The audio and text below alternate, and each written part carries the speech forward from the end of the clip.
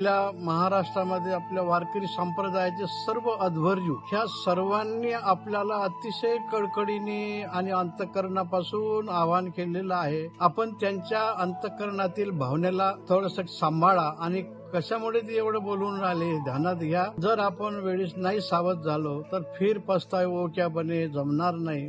म्हणून सर्व संतांची कळकळ लक्षात घ्या.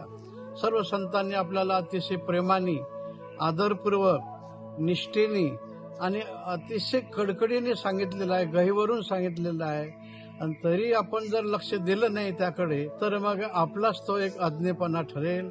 तेव्हा आम्ही सर्व बांधवांना पुनश्च प्रार्थना करतो. कोणाच्याही दडपणाला अगर कोणाच्याही काही आमिषाला आपण बळी न पडता आपल्या मोकळेपणाने आपल्या आवडीचा जो देश हित करणारा उमेदवार असेल त्याला आपण विजयी करावं ही विनम्र प्रार्थना.